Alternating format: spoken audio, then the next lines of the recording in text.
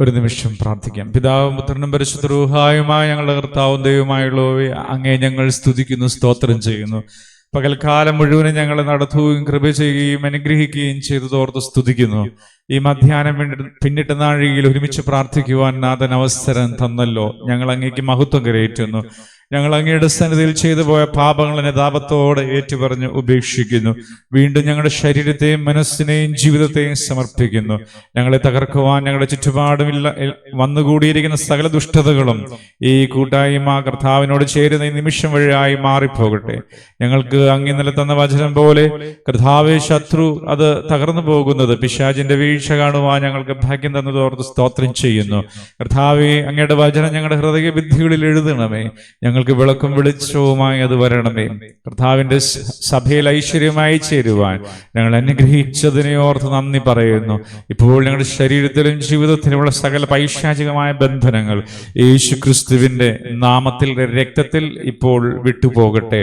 ഈ ശുശ്രൂഷയിരിക്കുന്നവർ, ഈ സ്റ്റുഡിയോ ലോകം മുഴുവനുള്ള പ്രിയപ്പെട്ടവർ കർത്താവിന്റെ നാമത്തിൽ അനുഗ്രഹിക്കപ്പെടട്ടെ. പിതാവിന്റെയും പുത്രന്റെയും പരിശുദ്ധ റൂഹായുടെയും നാമത്തിൽ തന്നെ ആമേൻ.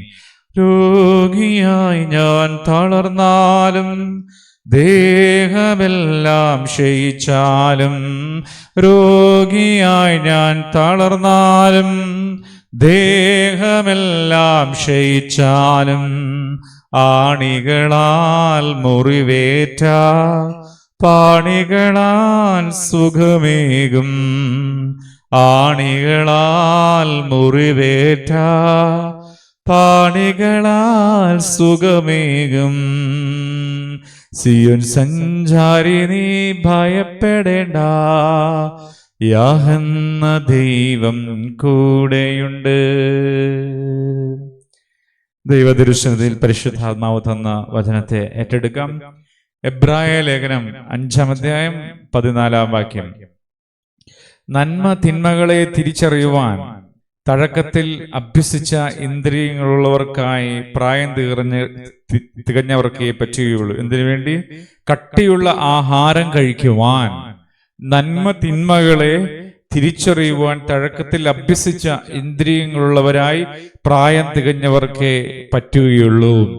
ഇന്ദ്രിയങ്ങളുടെ വിശുദ്ധിക്കും വളർച്ചയ്ക്കും പ്രാധാന്യം കൊടുക്കുന്ന വചനമാണിത്. ആത്മീയ ജീവിതത്തിന്റെ ഉയർച്ച ലഭിക്കണമെങ്കിൽ ഇന്ദ്രിയത്തിന് വിശുദ്ധീകരണം കടന്നു വരണം. ഇന്ദ്രിയങ്ങളിലൂടെ വരുന്നതെല്ലാം അകത്ത് സ്വീകരിക്കാൻ പാടില്ല. ഇന്ദ്രിയങ്ങളിലൂടെ, കണ്ണിലൂടെ, കാതിലൂടെ, സ്പർശനത്തിലൂടെ ഒക്കെ നമ്മളുടെ ജീവിതത്തിൽ വരുന്നതായ ഓരോ രംഗങ്ങളെയും ഫിൽട്ടർ ചെയ്ത് അതിന്റെ നന്മയും തിന്മയും വേർതിരിച്ച് അകത്തേക്ക് വിടേണ്ടത് എന്താണ്, ബന്ധിച്ച് മാറ്റി നിർത്തേണ്ടത് എന്താണ്, ഇതൊക്കെ തിരിച്ചറിയാനുള്ള വിവേകം ലഭിച്ചവർക്കാണ് കട്ടിയുള്ള ആഹാരം കഴിക്കാൻ, അല്ലെങ്കിൽ ആത്മീയമായ വിശുദ്ധിയിൽ വളരാനായിട്ട് സാധ്യമാകുകയുള്ളൂ. അപ്പൊ ചെറുതോ വലുതോ ആകട്ടെ, പരിശുദ്ധാത്മാവ് നമുക്ക് തരുന്ന സന്ദേശം ഇന്ദ്രിയ വിശുദ്ധിക്ക് വേണ്ടി പ്രാർത്ഥിക്കുക. ഇന്ദ്രിയങ്ങളെ കൈകാര്യം ചെയ്യുവാൻ അത് അഭ്യസിച്ച ആളുകളായി മാറുക. നമ്മുടെ ജീവിതത്തിന്റെ എല്ലാ വഴിയിലുമുള്ള വിജയത്തിന് ഇത് വളരെ പ്രധാനപ്പെട്ട ഒരു കാര്യമാണ്. കഴിഞ്ഞ ദിവസം നാവിനെ കുറിച്ച് പറഞ്ഞതാണല്ലോ. ഇന്ന് നമുക്ക് പ്രാർത്ഥിക്കാം. യേശുക്രിസ്തുവിലേക്ക് ചേരുന്നവർ പുതിയ സൃഷ്ടിയാകുന്നു. അവരുടെ ഇന്ദ്രിയങ്ങൾ കർത്താവിന്റെ നാമത്തിൽ, രക്തത്തിൽ ശുദ്ധീകരിക്കപ്പെടുന്നു. അവരുടെ ശരീരത്തിൽ നിന്ന് മനസ്സിലും ദുഷ്ടതകളും ദുരാത്മാക്കളും വിട്ടുപോകുവാൻ അത് കാരണമാകുന്നു. നമുക്ക് പ്രാർത്ഥിക്കാം. പിതാവാം ദൈവമേ, പുത്രനാം തമ്പുരാനെ, പരിശുദ്ധാത്മാവായ ദൈവമേ, ഈ സമയത്ത് പ്രാർത്ഥിക്കുന്ന ജനസമൂഹത്തെ ഏൽപ്പിച്ച് അങ്ങയുടെ കരങ്ങളിൽ സമർപ്പിക്കുന്നു. കർത്താവേ, ഞങ്ങൾക്കൊരു ഇന്ദ്രിയ ശുദ്ധീകരണം, ഇന്ദ്രിയങ്ങളുടെ ഒരു വിശുദ്ധീകരണത്തിന് വേണ്ടി പ്രാർത്ഥിക്കുന്നു. ഞങ്ങൾ അഭിഷേകം ചെയ്യണമേ. പാപം ഉപേക്ഷിപ്പാൻ കൃപയേകണമേ.